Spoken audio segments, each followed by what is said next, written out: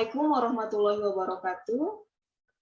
Kami peserta Latsar CPNS Kabupaten Sumbawa tahun 2021, Angkatan 53, kelompok 3 akan mempresentasikan mengenai tugas kelompok kami tentang komitmen beraneka.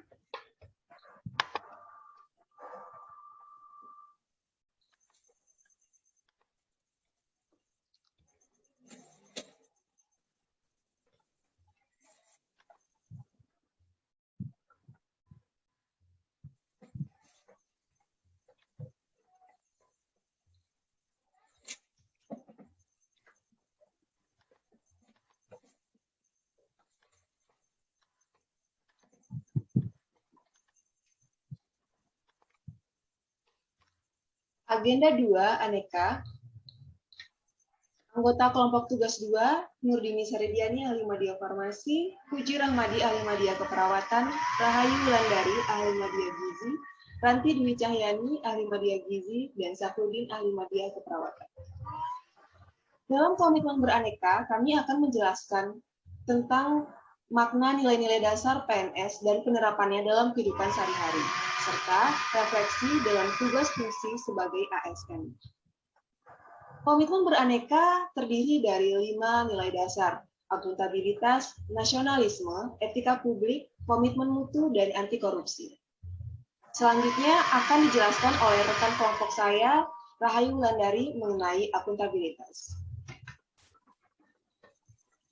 Akuntabilitas merujuk pada kewajiban setiap individu, kelompok, atau institusi untuk memenuhi tanggung jawab yang menjadi amanahnya.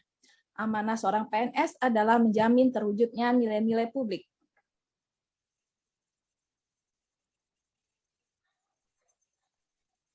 Salah satu dari nilai-nilai publik tersebut antara lain adalah memperlakukan warga negara secara sama dan adil dalam penyelenggaraan pemerintahan dan pelayanan publik. Contoh yang sering terjadi dalam kehidupan sehari-hari adalah puskesmas merupakan suatu tempat yang memberikan pelayanan kesehatan untuk masyarakat. Untuk terciptanya ketertiban, maka diberlakukan sistem antrean di pelayanan poli rawat jalan. Pasien yang mengantri lebih dululah yang akan dilayani lebih awal. Sistem antrian ini tidak memandang latar belakang status ekonomi, ras, dan agama. Pasien yang datang untuk berobat akan dilayani dengan sepenuh hati. Berikutnya, materi tentang nasionalisme akan dibacakan oleh Saudara Saparudin, AMD KEP.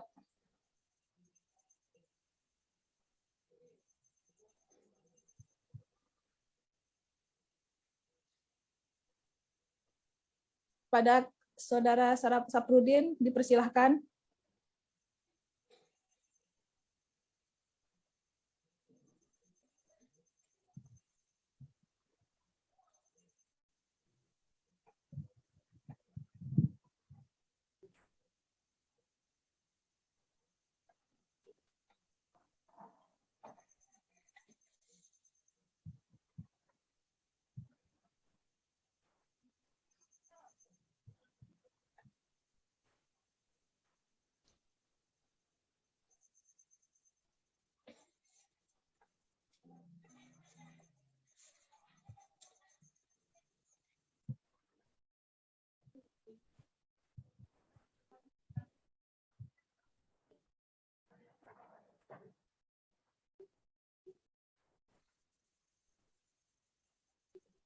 Saya akan melanjutkan yang kedua, yaitu nasionalisme.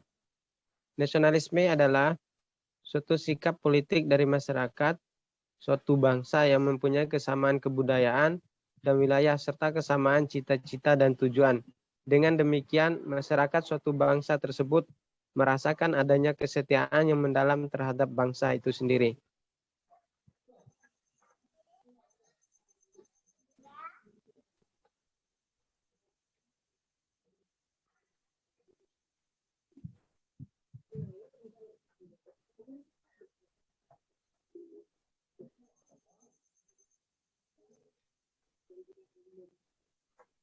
Lanjut, Mbak.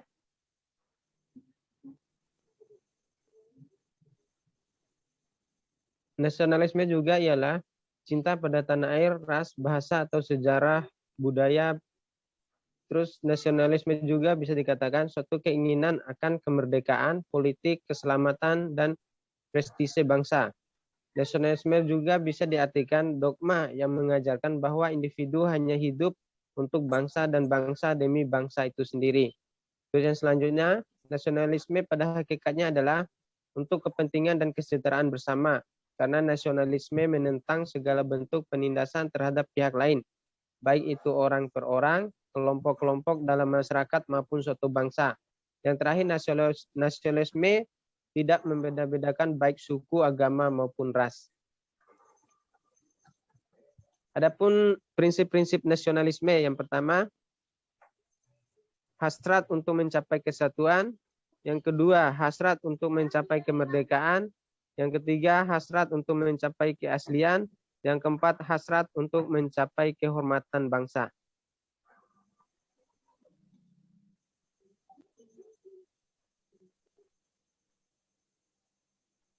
Adapun tujuan nasionalisme adalah yang pertama untuk membangun kesadaran, yang kedua membangun pemahaman, yang ketiga membangun kepedulian, dan yang terakhir untuk membangun komitmen.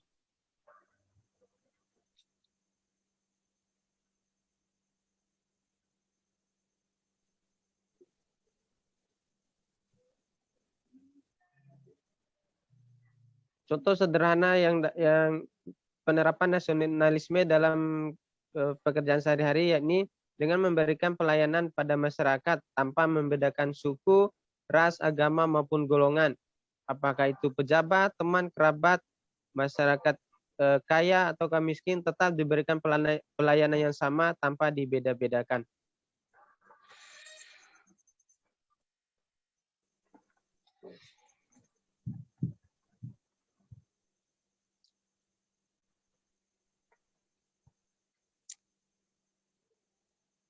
Ya, selanjutnya saya akan menjelaskan tentang etika publik.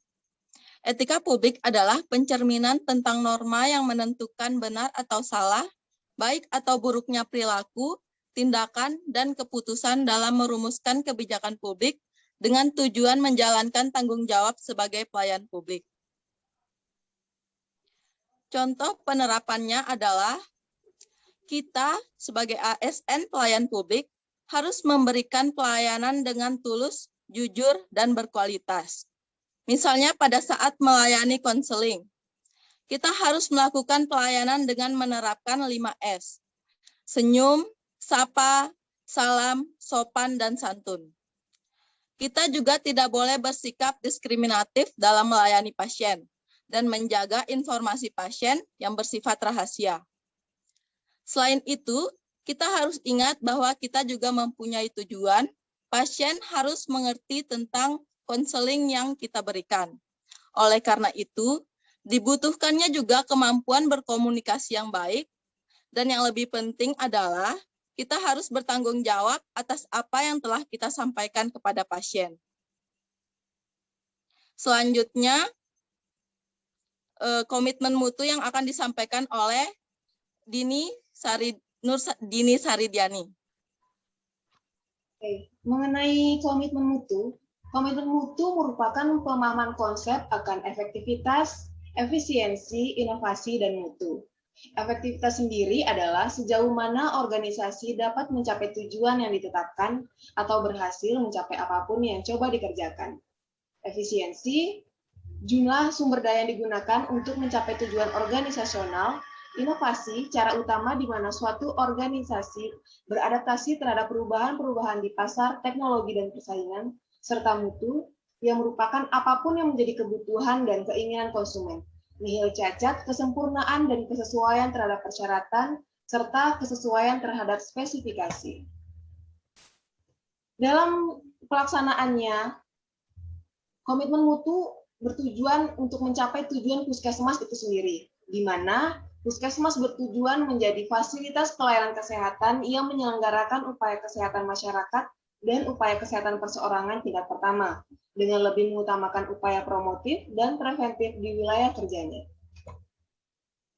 Dalam pelayanan kesehatan, khususnya di puskesmas, di dalam struktur organisasi terdapat bagian tim penanggung jawab mutu yang terdiri dari koordinator mutu administrasi dan manajemen, Koordinator Mutu Usaha Kesehatan Masyarakat atau UKM, Koordinator Peningkatan Mutu Keselamatan Pasien atau PMKB, Tim Pencegahan dan Pengendalian Infeksi atau PPI, dan Tim Audit Internal.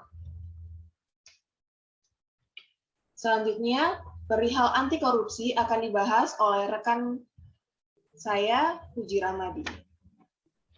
Ya, terima kasih.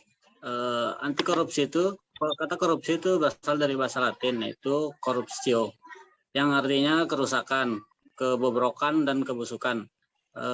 Selaras dengan kata asal korupsi, sering dikatakan sebagai kejahatan luar biasa. Salah satu alasannya adalah karena dampak yang luar biasa menyebabkan kerusakan baik dalam ruang lingkup, pribadi, keluarga, masyarakat, dan kehidupan yang lebih luas. Kerusakan tersebut tidak hanya terjadi dalam kurun waktu yang pendek, namun dapat berdampak secara jangka panjang.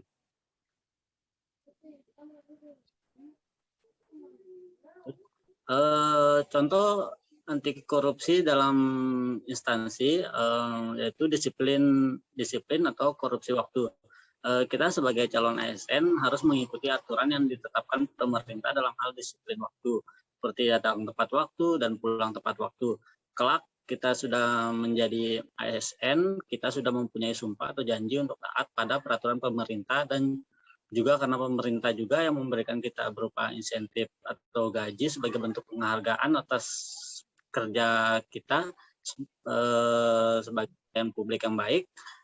Apabila kita tidak disiplin waktu dalam bekerja, itu bisa dikatakan korupsi waktu. Ya, terima kasih. Mungkin saya kembalikan ke Ketua Kelompok, Nurdini Sapitri. Silakan.